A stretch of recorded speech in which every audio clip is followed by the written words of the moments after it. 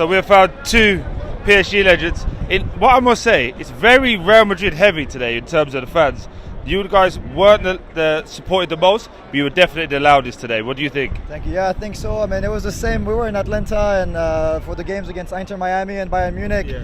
I feel like we're always the minority, but it doesn't matter. We're loud. We're trying to give our best for the team and support them the best we can. And what a wonderful team to support. In my opinion, the best team in world football at the moment, a complete team.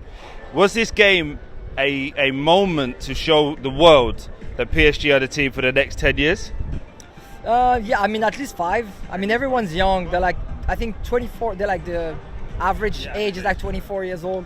So yeah, definitely. And now more players will want to join PSG, so they're gonna have the momentum for like getting the recruits they want.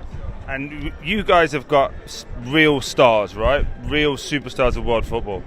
How does Luis Enrique get all that team to do the good work with the ball, but the hard work without the ball? Because we see Real Madrid, they don't work as a team, but PSG do, and you guys have seen that before when that didn't happen with yourselves. Well, I think we work more as a team now. I mean, you look at a signing like we got in January, Kvaratskhelia. He's such a good team member. Before that, it's almost like the Galacticos, what we're trying to do, I feel like, where Mbappe and Neymar, it's big names, but do they work well together? Not really.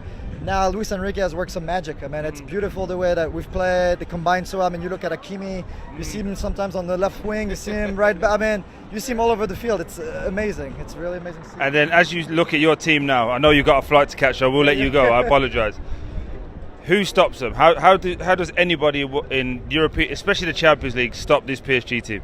I mean, if they keep playing like that, I don't see anyone. Everyone will have to step up to catch up, because counter press as hard as possible. I mean, I could see like a Klopp or something like this, who works so hard on counter pressing, doing that, because Paris presses so well. Yes. And you saw that against Bayern Munich, like the way Dembele pressed on Sommer every time.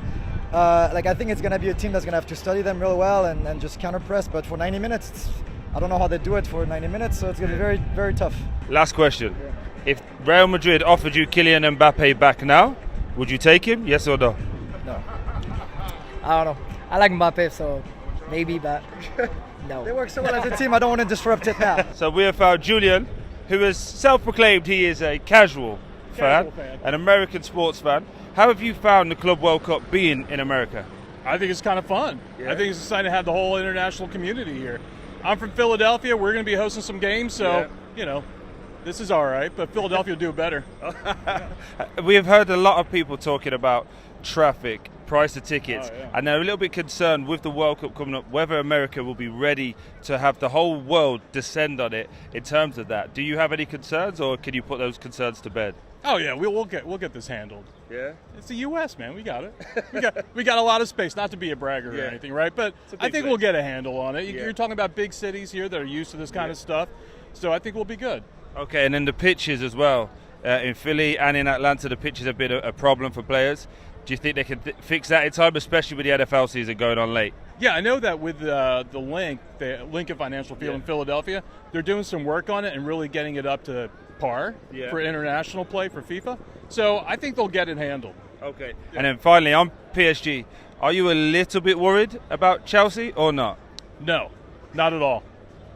No. Not Cole Palmer? No. João Pedro? No.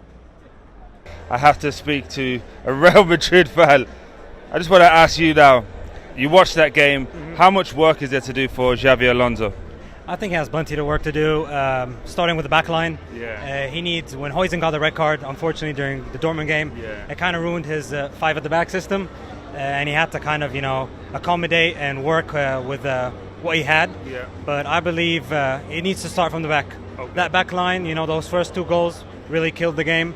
First 10 minutes, you concede 2 goals that were defensive mistakes. Real Madrid should not be a team that should be conceding in 10 minutes from 2 defensive mistakes. I said at half-time, I felt that Vinicius Jr. and Mbappe need to do more for this team. What do you think? I think first off they need to press more. Obviously, I know it was hot weather, but that goes for both teams.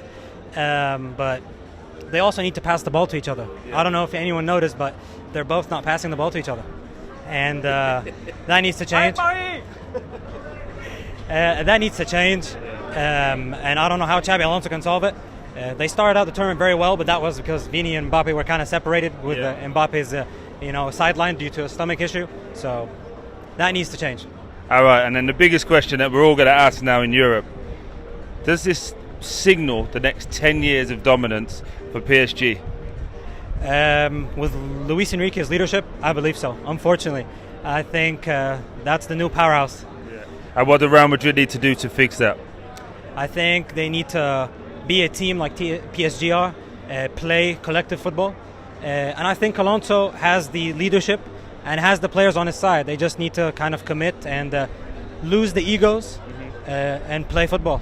Do you think, after watching that game, Real Madrid can compete with PSG next year in the Champions League?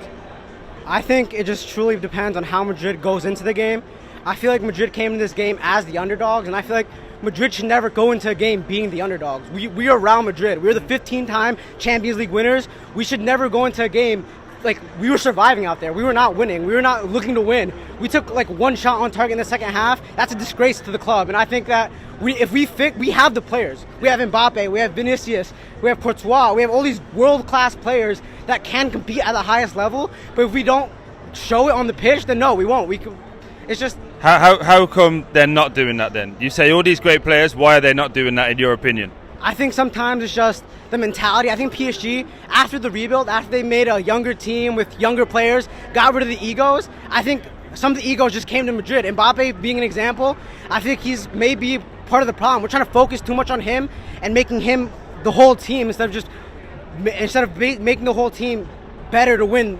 We're trying to base the team around him instead of making the team better itself. You know what I mean? Like PSG are bettering themselves while we're trying to better one player. That's not how it works. And then one last thing, Luka Modric, obviously a legend of the club. Did he get the send-off he deserves today?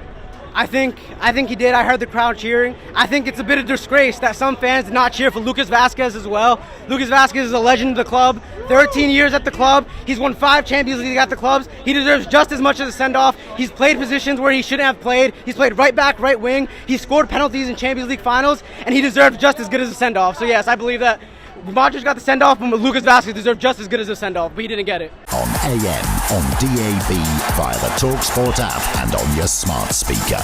talkSPORT.